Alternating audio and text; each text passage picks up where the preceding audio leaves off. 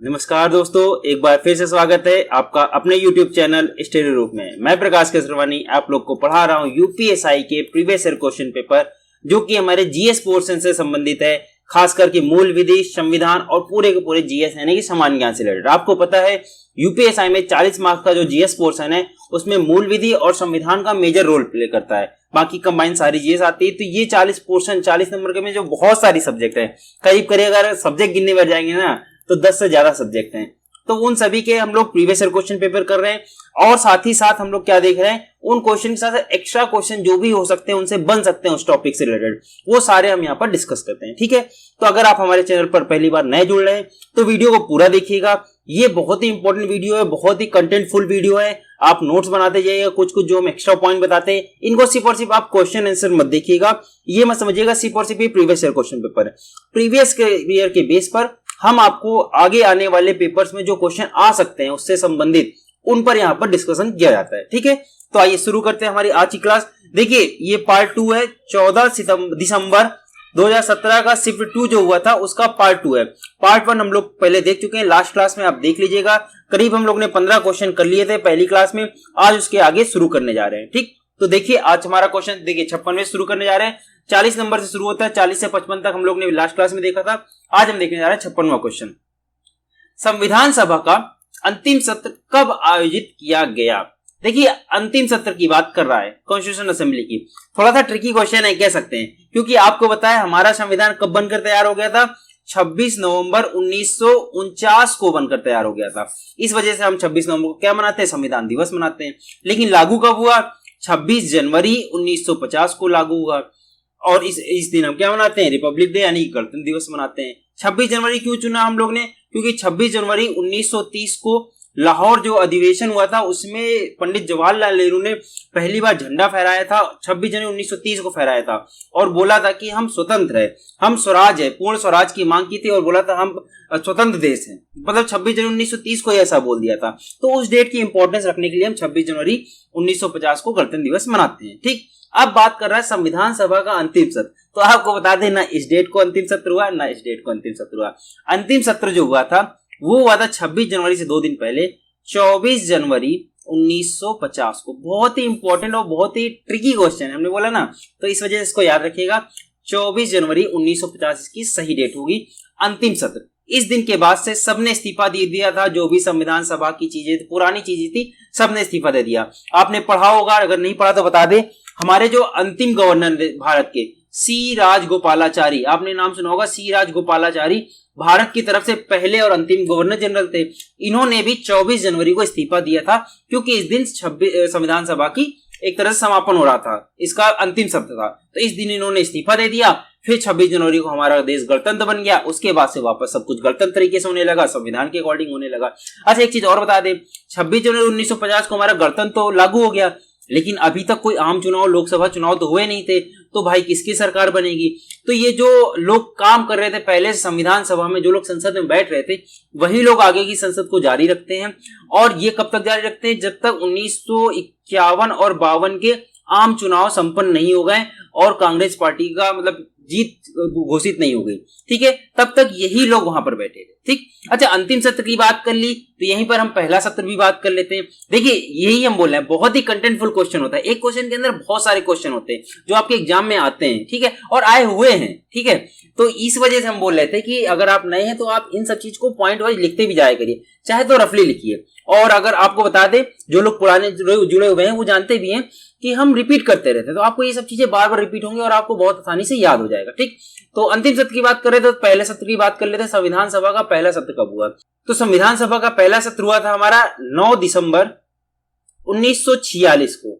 ये डेट भी याद रखिएगा। इस दिन हमारी कॉन्स्टिट्यूशन असेंबली की पहली मीटिंग हुई थी। आखिरी मीटिंग कब हुई? 24 जनवरी 1950 को। और हमारा संविधान कब बनकर तैयार हो गया था? 26 नवंबर 1949 को। इस सारी डेट याद रखिएगा। करीब करीब टाइम लग गया था 2 साल 11 महीने, 2 ईयर और 11 महीने और कुछ दिन, यानी करीब करीब 3 साल। देखिए 1946 लिखा ना और 1949, यानी कि करीब करीब मान लीजिए 3 साल। कितना, दिसंबर को शुरू हुआ और 26 नवंबर को बन गया। कुछ दिन 13-14 दिन छोड़ दीजिए, नहीं तो 3 साल करीब करीब लग गए थे हमारे संविधान को पूरा बनने में। ठीक, तो ये सारे फैक्ट्स आप याद रखिएगा और भी जो फैक्ट्स होंगे आने वाले क्वेश्चन में हम और भी फैक्ट सारे संविधान सभा से रिलेटेड कवर कर देंगे। चलिए अगला क्वेश्चन देखते हैं। ऐसा माना जाता है कि भूदान आंदोलन तब शुरू हुआ जब विनोबा भावे भूमिहीन हरिजनों की पेश आ रही समस्याओं को संबोधित करने के लिए कौन से राज्य के गांव में पहुंचे थे। क्वेश्चन पूछ रहा है कि जब भूदान आंदोलन मतलब विनोबा भावे एक गांव के एक स्टेट के गांव में घूम रहे थे और वहां पर देखा बहुत समस्याएं आ रही लोगों को, भूमिहीन खासकर की जो हरिजन है, भूमिहीन हरिजन, उनको समस्याएं आ रही हैं।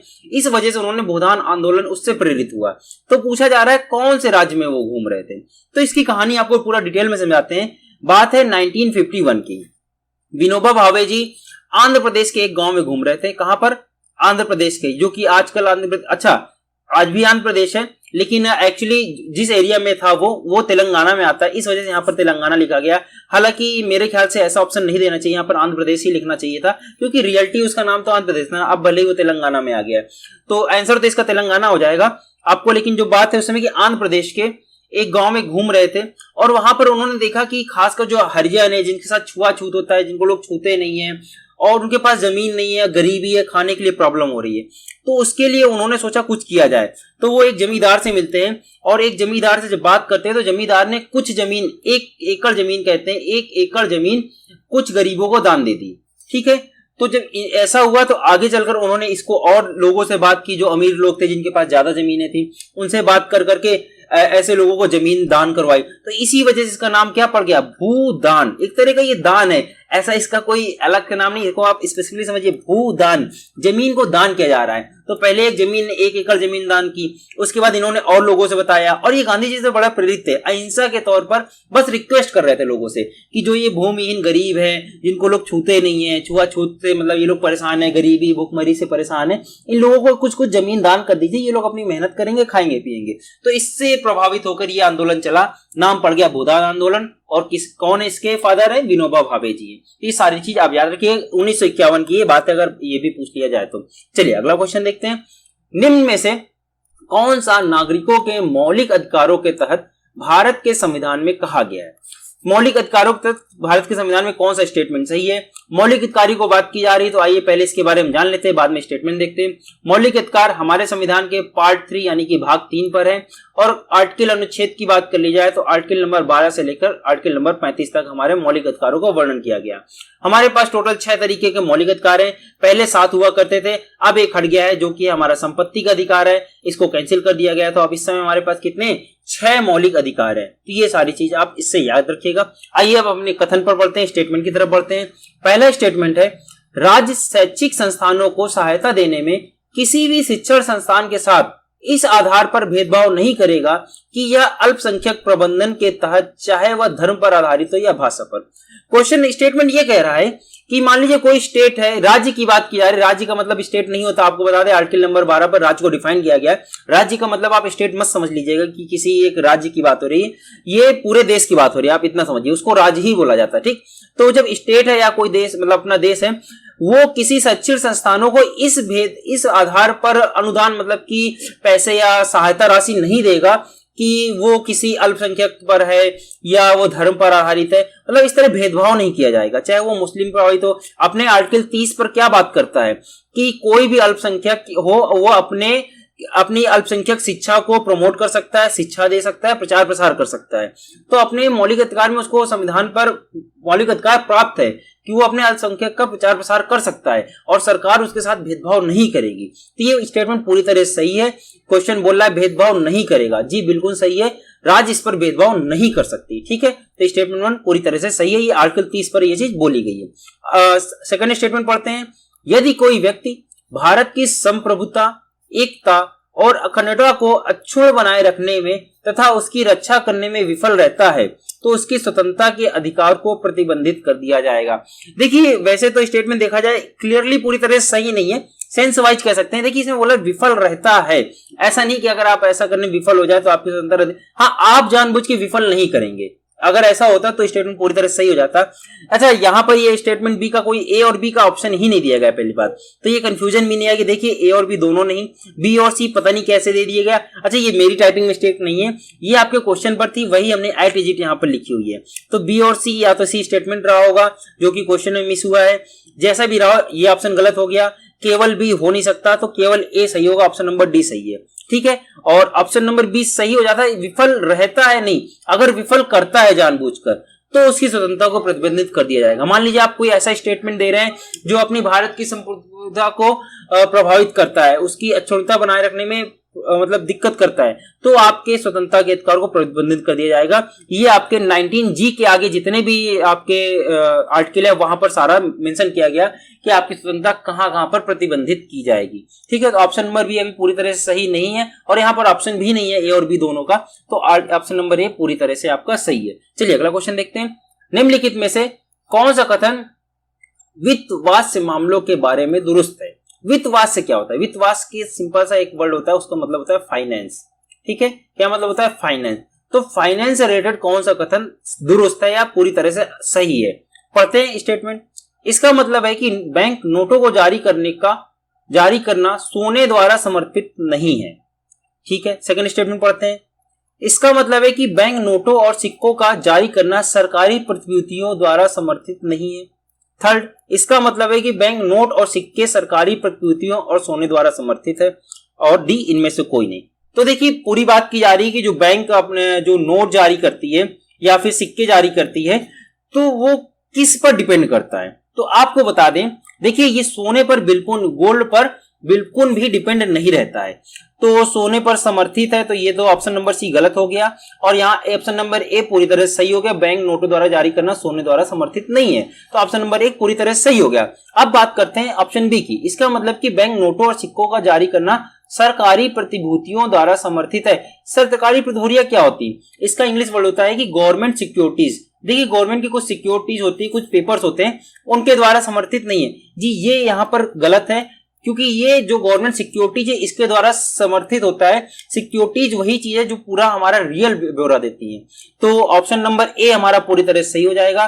बी भी गलत है, सी भी गलत है, और डी तो कोई मतलब ही नहीं रहता फिर जब एक सही है तो ऑप्शन नंबर एक इसका सही हो जाएगा। सोने से कोई लेन देन नहीं होता बैंक की नोट जारी करने और सिक्के जारी करने में। ठीक, चलिए अगला क्वेश्चन देखते हैं। केंद्र निम्नलिखित में से कौन सा कर लगाता है, एकत्रित करता है और प्रतिधारित करता है? प्रतिधारित मतलब होता है रिटेन करना, मतलब लगाएगा भी वही, कितना लगेगा, एकत्रित करेगा नहीं इकट्ठा भी करेगा, और प्रतिधारित मतलब कि वही रखेगा भी। तो ये कौन सा कर ऐसा है जो केंद्र करता है पूरी तरह से?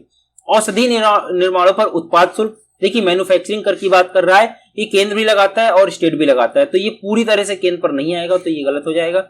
आयकर पर अधिकार, जी हाँ ये बिल्कुल सही है। इनकम टैक्स का आपको सिंपल से एक वर्ड बता दें, इनकम टैक्स रिलेटेड कोई भी क्वेश्चन आ जाए तो आप समझ लीजिएगा वो केंद्र सूची में आता है, वो स्टेटमेंट बिल्कुल भी नहीं आता।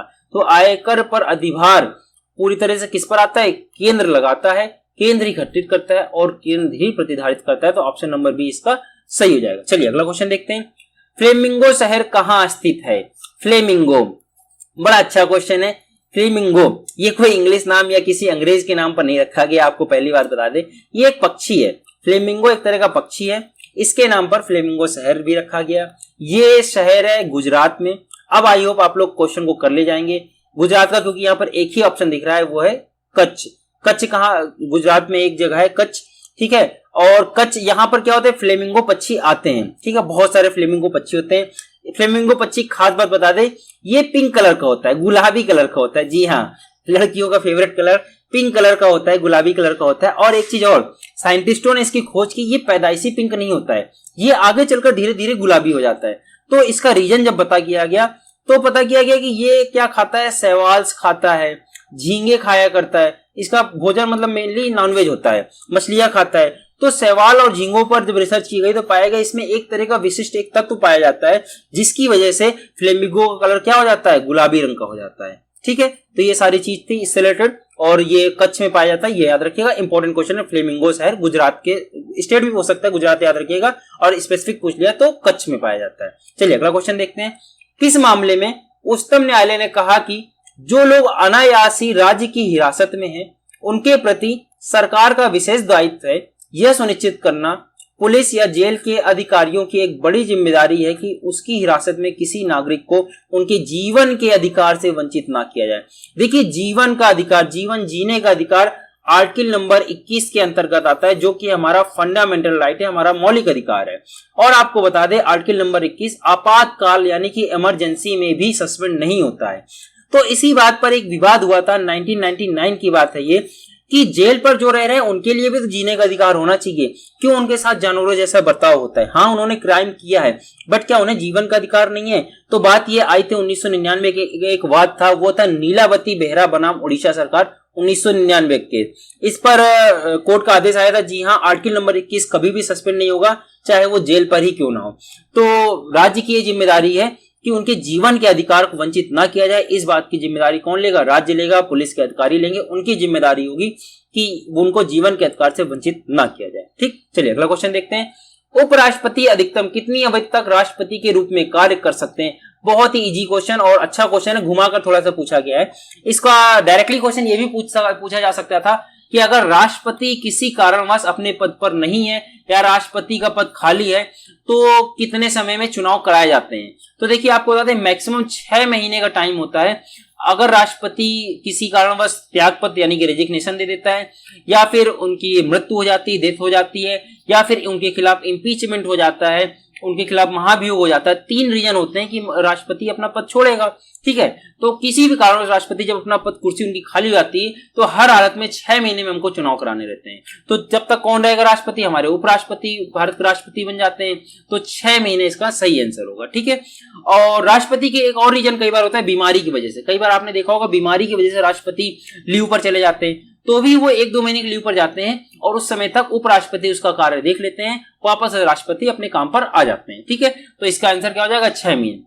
अच्छा, राष्ट्रपति, प्रेसिडेंट के बारे में और वाइस प्रेसिडेंट के बारे में हमने स्पेसिफिक लेक्चर बना रखे हैं। आप इसी प्लेलिस्ट में जाइएगा जो आप वीडियो देख रहे हैं, और वहां पर पूरा क्लियरली मेंशन किया है। या तो आप आई बटन पर क्लिक कर दीजिएगा, आपको प्रेसिडेंट और वाइस प्रेसिडेंट का लेक्चर मिल जाएगा। बहुत ही ज्यादा इंपॉर्टेंट लेक्चर है, क्योंकि प्रेसिडेंट और वाइस प्रेसिडेंट से बहुत ज्यादा क्वेश्चन आपके यूपीएससी में भी पूछे जा रहे हैं, और खासकर जो अदर एग्जाम्स है उसमें भी बहुत ज्यादा, सीजीएल हो गया, सीएचएसएल हो गया, सारे एग्जाम्स में आते हैं। तो आप प्रेसिडेंट वाइस प्रेसिडेंट के बारे में एक एक चीज जान के रखिए, इसी वजह से हमने उसका डेडिकेटेड लेक्चर बना रखा है।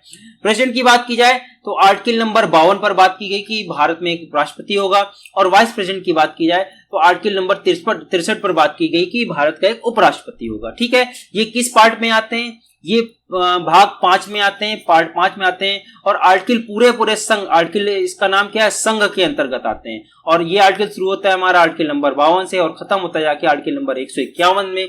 तो इसी के अंतर्गत राष्ट्रपति, उपराष्ट्रपति, एजीआई, कैग, प्रधानमंत्री, संसद, जुडिशरी सब कुछ आ जाता है। यानी संघ की जो भी चीजें सारी कुछ कहां आ जाती है? पार्ट 5 में, आर्टिकल नंबर 52 से लेकर आर्टिकल नंबर 151 तक। तो आप इन लेक्चर्स को जरूर देख लीजिएगा। ज्यादा बड़े लेक्चर नहीं है, ज्यादा मेरे ख्याल से 20 से 25 मिनट के लेक्चर्स होंगे, उनको देख लेंगे ना तो राष्ट्रपति और वाइस राष्ट्रपति जितने भी इंपॉर्टेंट क्वेश्चन है आपके सारे के सारे वहीं पर कवर हो जाएंगे। ठीक, चलिए अगला क्वेश्चन देखते हैं। भारत में वर्ष 2014 में शुरू हुआ एक क्या चीज थी जिससे कि लोगों को हवा की गुणवत्ता के बारे में जानकारी देने का एक प्रभावी प्रचार प्रसार साधन है? तो आपको बता दें, 2014 में राष्ट्रीय स्तर पर एक गुणवत्ता सूचकांक जारी किया गया था, एयर इंडेक्स जारी किया गया था राष्ट्र नेशनल स्तर पर। तो इसका नाम रखा गया था राष्ट्रीय वायु गुणवत्ता सूचकांक। आपको पता है कि बहुत ज्यादा पोल्यूशन हो रहा था, दिल्ली में बहुत ज्यादा पोल्यूशन हो जा रहा था, तो पूरे देश पर एक कॉमन जो एयर क्वालिटी इंडेक्स है, इंग्लिश में इसको आप लोग चेक भी करते हैं, अधिकतर आप लोग नेट में चेक डालिएगा, AQI बोलते हैं, एयर क्वालिटी इंडेक्स। पूरा नाम क्या है? नेशनल है, राष्ट्रीय वायु गुणवत्ता सूचकांक है। 2014 में इसको चालू किया गया, और अगर इसकी इंडेक्स में अगर आपका इसके जो वैल्यू है ये आपकी 100 तक है, 70, 80 या 100 है, तो ये समझ लीजिए कि वहां की हवा अच्छी है। अगर बहुत ज्यादा ये बढ़ने लगी, कई बार अगर दिल्ली में देखते हैं हम, दिवाली, खासकर दिवाली के समय होता है, 400 तक चली जाती है, और 400 मतलब मोस्ट डेंजरस लेवल होता है, नॉन लिविंग कंडीशन होती है अगर ये 400 पार करने लगता है। तो इतनी ज्यादा क्रिटिकल कंडीशन आ जाती है दिवाली तक में, दिल्ली में खासकर दिवाली के बाद। तो वहां की बगल में परौली जलाई जाती है, इस वजह से बहुत ज्यादा धुआं हो जाता है, और ठंडी का माहौल होता है, तो बहुत सारा वहां पर पोल्यूशन जम जाता है। ठीक है, ठहर सा जाता है, तो इस वजह से इतना ज्यादा इसकी इंडेक्स चली जाती है। और जनरली बात की जाए 60, 70, 80 या 100 तक भी है तो एक अच्छी कंडीशन में माना जाता है AQI। ठीक, तो ये सारी चीज थी, इसको याद रखिएगा। नेशनल एयर क्वालिटी इंडेक्स 2014 में शुरू किया गया था। स्टैटिक का क्वेश्चन है, इसको करंट का बिल्कुल मत समझिएगा। ठीक, चलिए अगला क्वेश्चन देखते हैं। आयकर अधिनियम के तहत एक अत्यधिक वरिष्ठ नागरिक, देखिए अत्यधिक लिखा हुआ, इस वर्ड को ध्यान दीजिएगा, वरिष्ठ नहीं लिखा, वरिष्ठ नागरिक का मतलब होता है सीनियर सिटीजन, लेकिन यहां पर बात की गई है हमारी अत्यधिक वरिष्ठ नागरिक के रूप में अर्हता प्राप्त करने के लिए किसी व्यक्ति की आयु कितने वर्ष से ऊपर होनी चाहिए। देखिए सीनियर सिटीजन के लिए तो 60 साल की एज होनी चाहिए, बट अगर आपको अत्यधिक वरिष्ठ यानी कि सुपर सीनियर अगर आप बनना चाहते हैं तो आपकी एज कितनी होनी चाहिए, तो 80 साल के लोगों को बोलते हैं सुपर सीनियर। अच्छा, इससे फायदा क्या होता है, आपको हमने बताया था कि इनकम टैक्स पर जब कर लगता है, अगर आप साल के 2.5 लाख रुपए कमाते हैं तो आपको इनकम टैक्स पर कोई कर नहीं देना पड़ता है।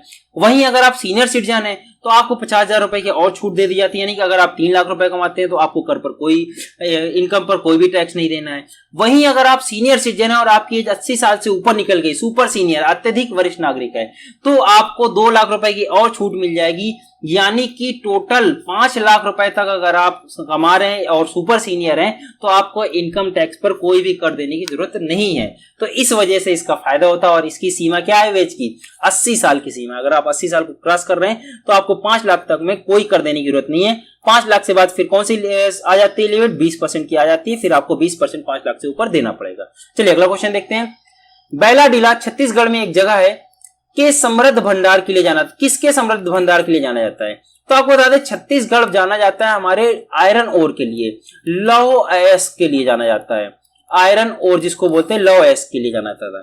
तो लौह अयस्क यहाँ पर कौन सा है, मैग्नीज, कोयला, तांबा, हेमेटाइट। तो देखिए हेमेटाइट हो गया और बहुत सारे जितने भी ये टाइट लगा रहे उसके नाम के आगे जान जाएंगे, वो सारे किसके हैं, लोहे के अयस्क हैं। तो बैट जिला छत्तीसगढ़ खासकर किसके लिए जाना जाता है, लौह अयस्क के लिए जाना जाता है, हेमेटाइट इसका सही आंसर होगा। ज्योग्राफी का क्वेश्चन था, बिल्कुल एक तरह से कह सकते हैं स्टैटिक क्वेश्चन था। चलिए अगला क्वेश्चन देखते हैं। अगला क्वेश्चन, निम्नलिखित में से कौन सा भारत के संविधान के बारे में सही है। अच्छा, इस क्वेश्चन को हम डिटेल में डिस्कस करेंगे क्योंकि यहाँ पर जो स्टेटमेंट दिए गए इनको हम आपको इससे रिलेटेड और भी बहुत सारे क्वेश्चन पढ़ाना चाहते हैं, तो इसको हम कल कराएंगे, 60 नंबर क्वेश्चन का कल कराएंगे। और आज का अंतिम क्वेश्चन एक और देख लेते हैं, 68। निम्न में से किसमें विटामिन ई भरपूर मात्रा में पाया जाता है, सेब, अमरूद, अंगूर, एवोकाडो। तो देखिए आपको बता दें नॉर्थ अमेरिका यानी कि जो ऊपर का उत्तरी अमेरिका है वहां पर एक फल पाया जाता है जिसका नाम है एवोकाडो। ये दिखने में एक तरह से अनानास की जैसा होता है, अगर आप इसको सर्च करेंगे अनानास के जैसा होता है। इसमें विटामिन ई बहुत ज्यादा भरपूर मात्रा में पाया जाता है। न केवल विटामिन ई और भी बहुत सारे जो पौष्टिक तत्व जो हमारे ह्यूमन बॉडी के लिए जरूरी है वो सारी चीजें इसमें पाई जाती है। ठीक है, तो इसका सही आंसर क्या आ जाएगा, एवोकाडो हो जाएगा। तो ये था हमारा आज का लास्ट क्वेश्चन, और ये 67 वाला क्वेश्चन हम कल की क्लास में करा देंगे, यहीं से कल की क्लास शुरू करेंगे और ये सारे क्वेश्चन को जो स्टेटमेंट दिए इनको डिटेल में डिस्कस करेंगे और इनसे जो भी संबंधित क्वेश्चन होंगे उनको लगाएंगे। तो आई होप आपको आज की क्लास पसंद आई होगी, जो हमारे क्वेश्चन थे और उसका जो एक्सप्लेनेशन था वो सारा पसंद आया होगा। वीडियो पसंद आया हो तो वीडियो को लाइक कर दीजिएगा, अगर चैनल पर नए हैं पहली बार देख रहे हैं तो चैनल को सब्सक्राइब कर दीजिएगा। कमेंट बताइए क्या आपको अदर सीरीज भी चाहिए, हिंदी, मैथ, रीजनिंग, इस तरह की अदर सीरीज भी चाहिए तो हम उन सब्जेक्ट की भी क्लासेस शुरू कर देंगे और वीडियो को ज्यादा से ज्यादा लोगों तक शेयर करें। थैंक यू वेरी मच, जय हिंद।